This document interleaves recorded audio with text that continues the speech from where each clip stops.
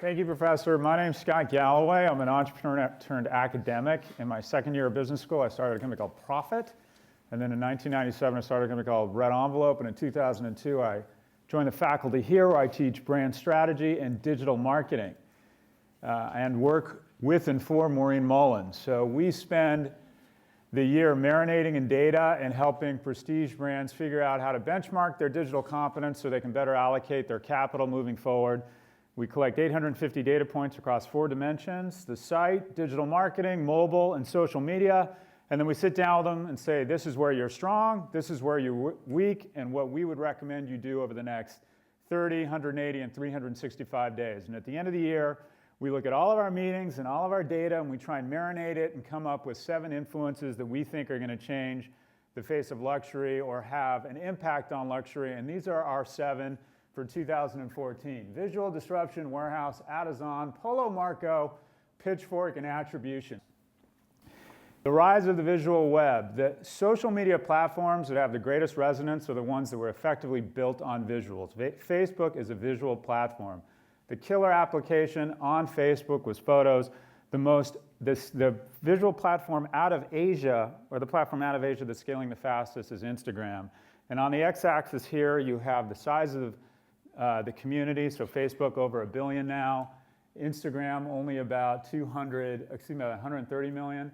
But if you look at the engagement rates, and that's effectively what percentage of the community likes, comments, or shares on a piece of content, Instagram has 26 times the engagement rate of Facebook. So if you think of that cocktail as the algorithm for looking at value, Instagram is twice as powerful a platform as Facebook is right now. We believe that over the course of the next 12 months, you're going to hear a lot more about Instagram. And as you can see, it's kind of gone parabolic since the acquisition by Facebook in terms of actual sign-ups. We've been listening to words for thousands of years. We've been reading print for hundreds of years, but we've been absorbing emotion through visuals for millions of years. So the ability to translate brand associations through visuals is obviously very powerful, and slowly but surely the web is becoming more about visual and less about text. And brands are recognizing this, and you have organizations like Olympic, which I just joined the board of, using technology to try and scrape all the visual platforms we referenced before and then help coach put user-generated imagery on their site. And what they found is that when a user clicks on an image created by one of you showing your great Coach bag and how good you look carrying it, people are twice as likely to convert to purchase versus a professionally produced piece of material. So user-generated content and visual seems to be this great cocktail for increasing conversion rates. Number 2, forced disruption. So innovation is defined as application of new selections that meet new requirements. It's become almost a meaningless word because every professor in every business school is now naming centers and chairs or something around innovation. Disruption is different. Disruption means someone comes in at sort of 80% of the value and 20% of the price. People have this notion that big companies aren't innovative. They're actually the most innovative parts of our economy come from big companies. They have the capital, smart people. A lot of MBAs go to work in big companies. They're very innovative. Where disruption happens is someone comes in and says, I can do 80% of what the more expensive guy is doing for 20 or 30% of the price. That's what Hyundai does. It's a lot of the brands that get traction really quickly do. Old Navy comes in and says, I'm 80% of Gap for 50% of the price, and then H&M comes in and says, I'm 60% of a great brand for 10% of the price, which is a really nice cocktail. So how can you tell if you're ripe to be disrupted? You raise prices faster than inflation with no underlying increase in value. This is the education market. We've raised the price of education by 6-fold over the last couple decades, but if you walked into the majority of classes in top 20 business schools, they look, feel, and smell the same way they did 20 years ago. What does that mean? It means we are ripe to be disrupted. There are people in this room and outside this room that are going to come up with applications and ways of giving people an MBA for $15,000 instead of $150,000, and it won't be as good, but at some point people will go, I'll take not as good for $15,000 versus good for $150,000. I say that being in this industry, but I think it's important to sort of do the man in the mirror test. This is the cable industry.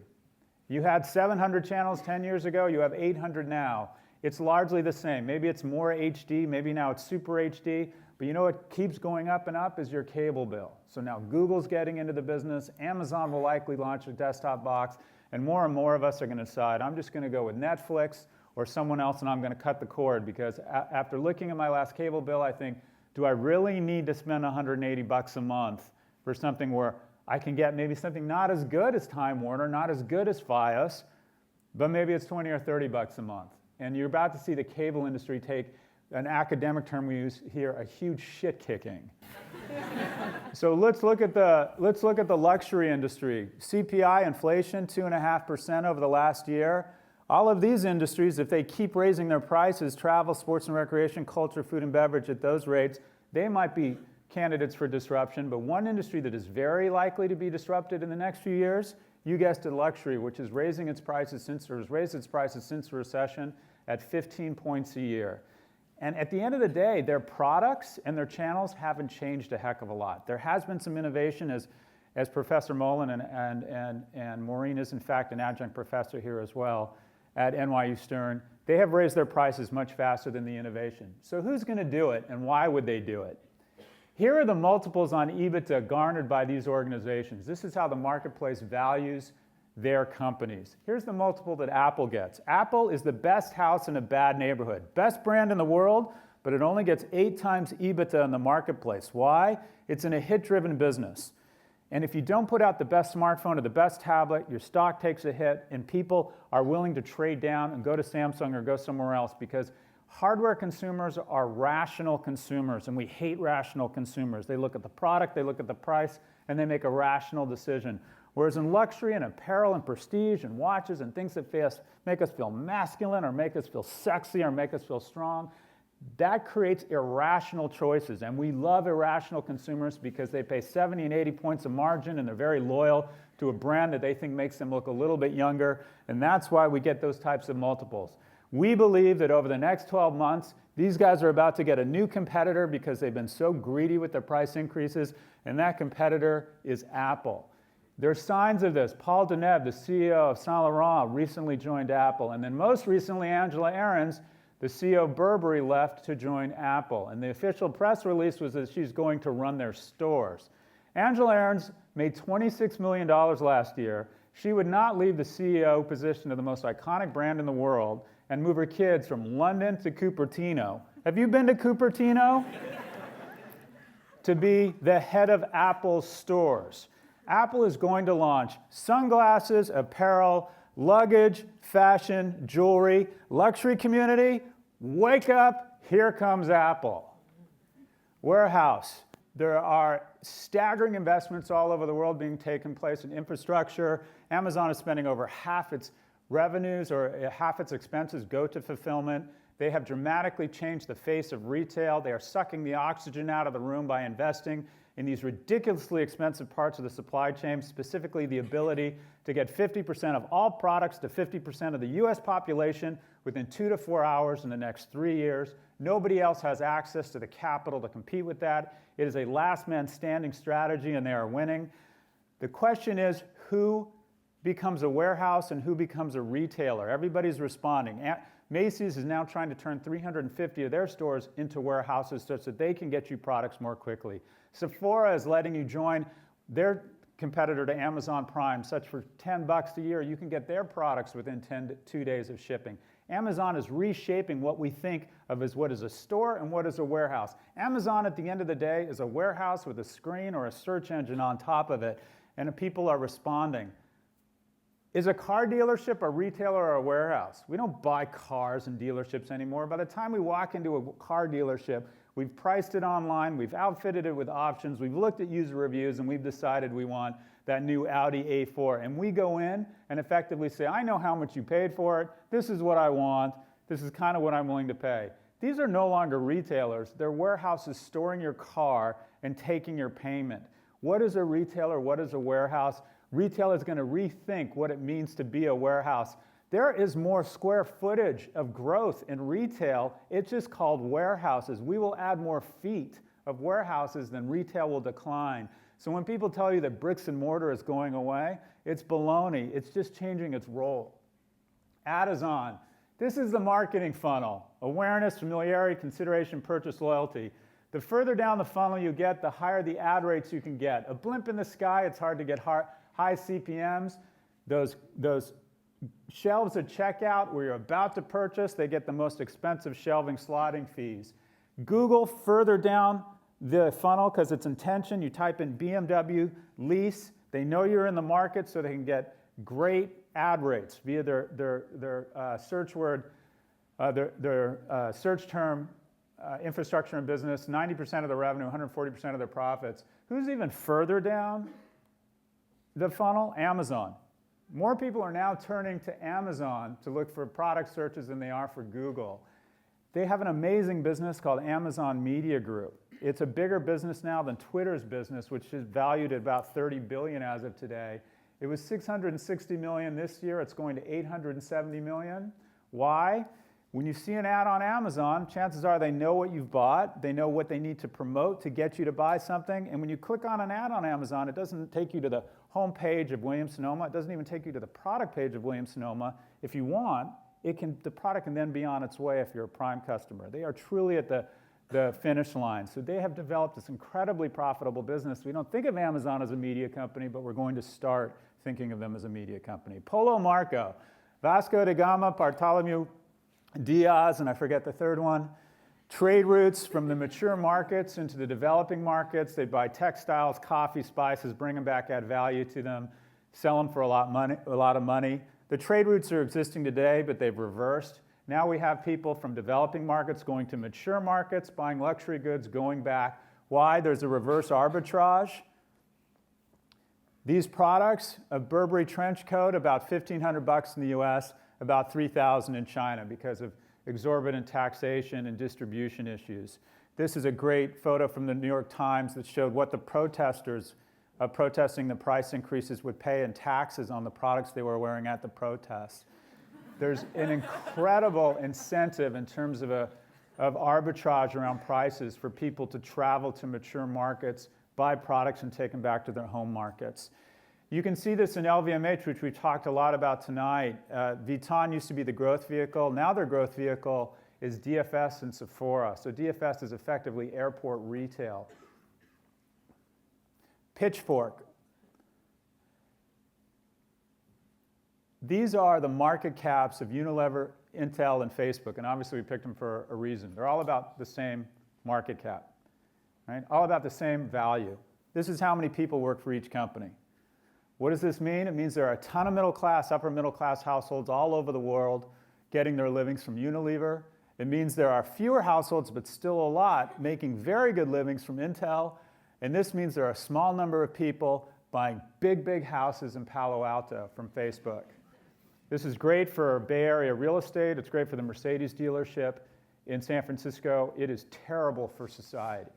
And this isn't just my Berkeley roots talking. If you look at the demographics of what's happening in the economics in the US, you are seeing a polarization and a concentration of wealth among the top 1% that is unrivaled in history.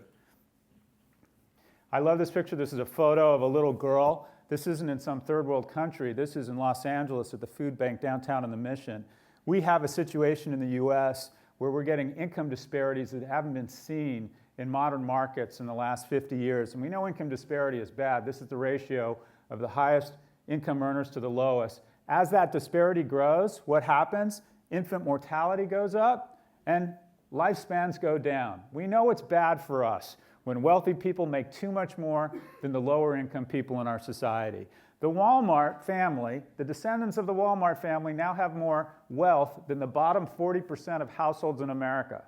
Let me repeat that. The kids who have the last name Walton have more wealth than 40% of American households. Why is this happening? Taxation policy, public policy, et cetera. But more than anything, technology is disrupting the middle class. We used to have sales jobs. You used to walk into a department store and a nice man or woman who made a decent living would greet you. Now this is what greets you, right? Effectively, we don't check in at airports anymore. We go to kiosks and we get our stuff. We don't wait in cab lines anymore. We pull out Uber. Technology is effectively disrupting the middle class. I want to be clear, these aren't bad people. Facebook isn't happening to the middle class. The future is happening to the middle class. But it is going to be a huge issue for us. For every 10 million in revenue, Amazon needs 14 people. Traditional brick and mortar needs 47 people. That means Amazon's going to grow $20 billion this year. which means you could fill the stadium that they're playing the Super Bowl out every year with retail sales clerks, cashiers, merchants, people who do the windows, people who do the forecasting, the buying, make trips to Italy, the fabric people, the seamstress, everyone that supports traditional retail, and say, congratulations, you're fired courtesy of Amazon, and then you could do the same thing exactly 12 months later. Google needs eight people for every 10 million in revenue it does. Traditional media needs 50 or 60. Google's going to grow its revenues $8 billion this year. That means you could fill Madison Square Garden every year with all the account executives, people selling online media. And don't think online media is immune from Google, but the people working for other firms outside of Google, the ad exchanges, the people selling banner ads for second-tier websites. Fill Madison Square Garden with them every January 1st. Say, congratulations, you're out of a job, and do that every year. What does this mean? It means firms like Apple, Amazon, and GE and Google, who incorporate in Ireland to dodge US taxes, are about to come under a deserved world of hurt. Attribution. We like to think at business schools that the world of big data is changing everything. You're going to hear about big data. Data can solve all problems. Look at the data and we can make decisions. Data is about iteration. Data improves process.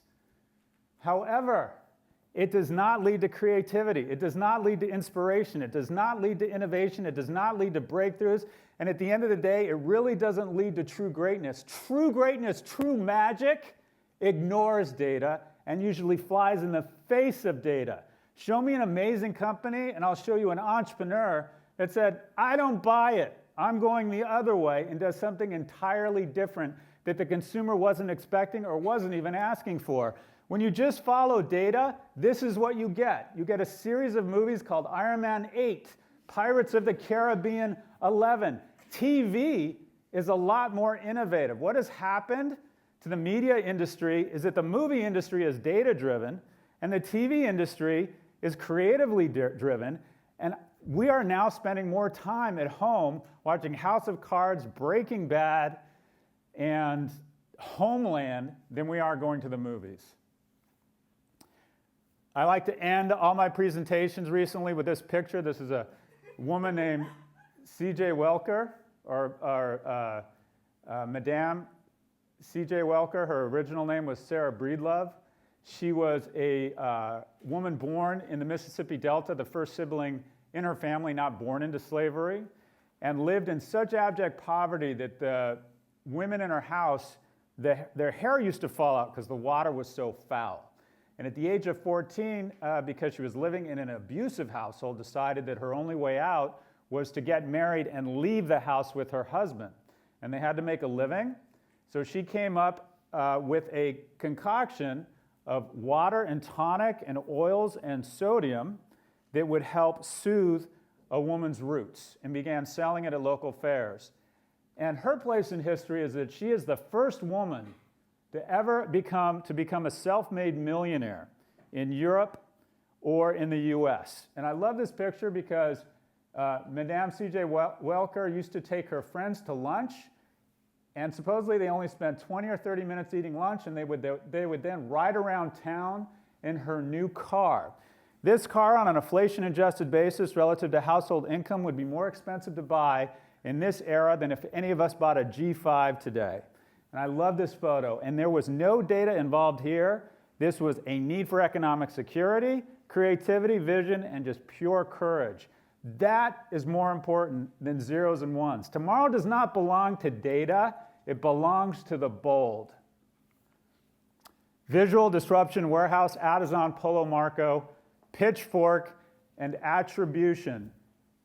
Closing thoughts, you need to think about where you want to go to school, and you need to think about what industry you want to be in.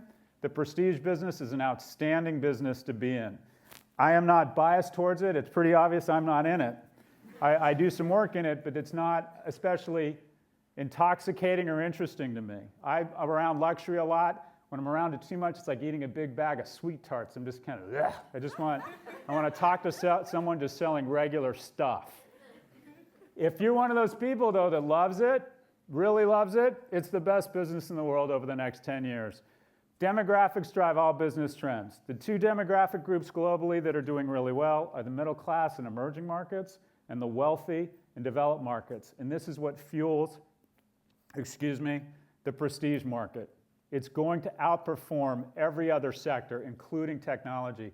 And if you're thinking about a business school in prestige, there are 3 top business schools where you will learn more about prestige, learn from great professors, have access to data, and have access to the best jobs in prestige. In order, there's NYU Stern, there's NYU Stern, and there's NYU Stern. I appreciate your time. Good luck in your applications.